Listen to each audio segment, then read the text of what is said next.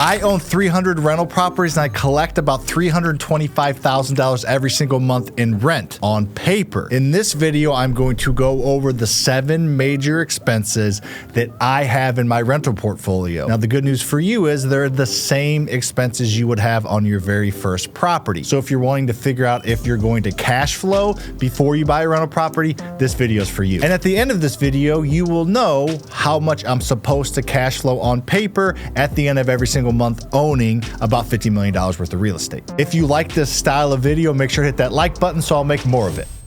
The cash flow formula is very simple for owning rental properties. It's rent minus these 7 expenses. Let's rock it. The first and biggest expense that you have in owning rental properties is going to be your mortgage payment. Now, again, as I said earlier, I own $50 million worth of real estate, which is about $30 million worth of mortgages, which cost me about $135,000 every single month. So on the first of the month, or actually I don't even know the date, but whatever, on the exact same date every single month, $135,000 gets withdrawn from my account to pay the banks and lenders that I have that have the debt on the properties that I own. So that's the biggest expense. This one's super easy to calculate. If you're looking to calculate this, just find a mortgage calculator that you can find in an app or online. You should be able to put in how much you're going to actually borrow, the terms of the loan and the interest rate, and it will spit out exactly what you're going to be paying in mortgages. So you should know that number. The second expense that comes out every single month is my property taxes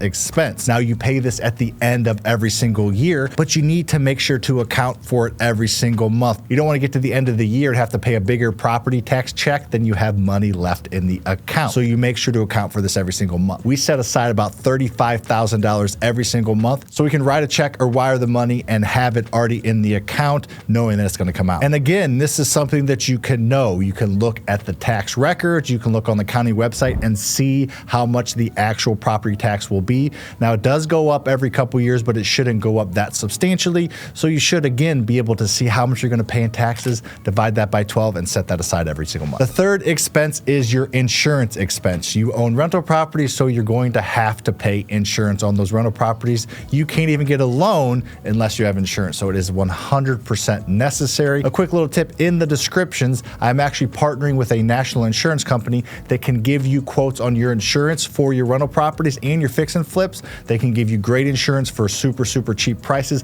I actually have saved about $20,000 a year on insurance going with them. That's why I partner with them, and you can use them too. You don't have to use them, but they're just an option for you. Use a local broker or somebody that's in the space that understands actual real estate investing insurance, not your State Farm agent. They're good for life, home, and auto, but they're probably not the best resource to use if you are looking to actually get insurance on a rental property or a flip. So again, we set about $20,000 aside every single month for insurance on all of our properties. And again, this is something you can know and understand and plug into the formula before you buy the property because it's a known expense. The fourth expense that I have to pay every single month is property management. Now, you may manage the property yourself, but I suggest that you actually set money aside for property management. Most people set about 10% of gross rent aside to cover property management expense because that's usually what most property management companies charge. Now, if you're going to be managing it yourself, I guess technically you could maybe save yourself some money and not have to put this expense aside, but I suggest you doing it and either paying yourself or just pretending to pay yourself, because in the future, if you decide to hire out the property management, you don't want to negatively cash flow because you didn't account for it, if that makes sense. So we set about $30,000 a month aside, so not quite 10% because we do it in-house and we pay our own employees in-house to do it.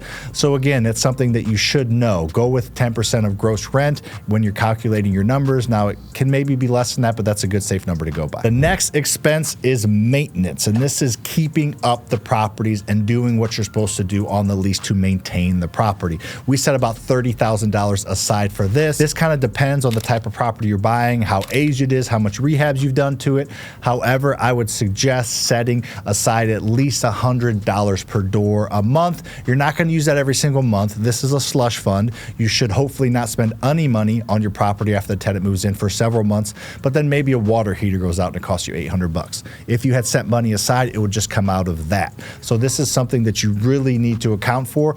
I am a landlord. I am not a slumlord. I care about my tenants and I care about my property. So I take care of my tenants by taking care of my properties. If they see my pride in ownership, they will have pride in rentership, and they will have pride living there, and they will appreciate the fact that I take care of the things that bug them or annoy them. Now, of course, a certain little issue that maybe they should be taking care of, like mowing the grass or even shoveling the driveway, they do that, and they know that in the lease. But if I take care of the things that I say I'm going to take care of, they will more likely take care of the things they take care of, and that will add more money to your bank account because you will have a happy tenant that pays on time. Now, it's not a guarantee. Just play the odds. You take care of your tenants, more than likely they'll take care of you, and you will make more money and they will be happier. The sixth expense to account for is vacancy. Your properties are not always rented, and this is the biggest expense that you're going to have in the long run of owning real estate, is having your properties be vacant. Because guess what? When you're not collecting rent, the top line of this formula, most of these expenses you still have to pay. So my tenants stay an average of 4.5 years.